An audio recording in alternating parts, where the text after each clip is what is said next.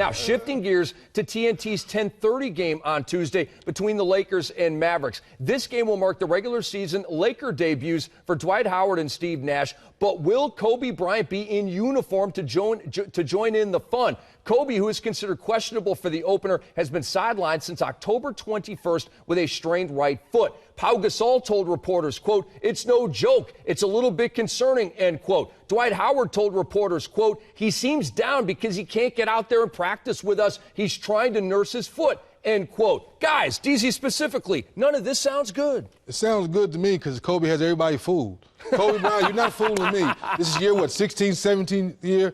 I understand what you need to do. You got a lot of miles on that car. I don't know if it's a Bentley, I don't know if it's Ferrari, whatever it is. It's a nice car. It's a classic. So you don't need to put these extra miles on in the preseason. You got to get that bad boy fine-tuned, ready to go, nice and shiny. So when the jump ball's ready to go, you're ready to go. So all Laker fans, Kobe Bryant fans, we know Kobe Bryant's going to play. You know, you talk about his history. 3D hit it. I'll be surprised if he doesn't play. But Laker fans, if he doesn't play in that opener, you should have something to worry because he doesn't miss games. He doesn't miss big moments. And I think if he doesn't play, then that has to be a lot of concerns to the Lakers organization because he's hurt. He's one of those superstars, one of those players. If he can play at any percentage, he's going to play. I think you have to really basically cut his foot off for him not to play, and he'll probably still come out there on some roller skates and try to play.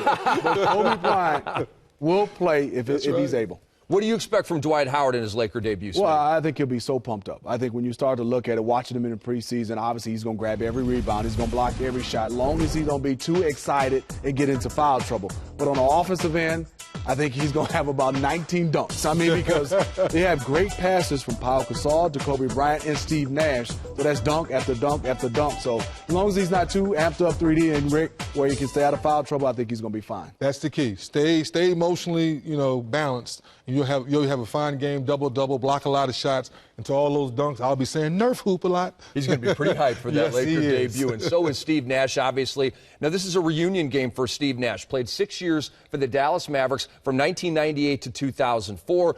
We know Nash's good buddy Dirk Nowitzki will not be playing in this game following knee surgery. But if Kobe can't play, and you're saying he will, but talk about, kind of a yin and yang here with Nash. How does he play with Kobe? And if Kobe can't play, what do you expect from Nash? Well, when Kobe's on the floor, obviously you're always going to look for him. The offense will still go through him from time to time. When Kobe's not on the floor, Nash looks to score a little bit more. If Jody Meeks is on the floor, he has somebody who can knock down shots like when he's in Phoenix. So I look for Steve Nash to still play his game, look for a few tweaks. Obviously, he has more talent around him to distribute the basketball.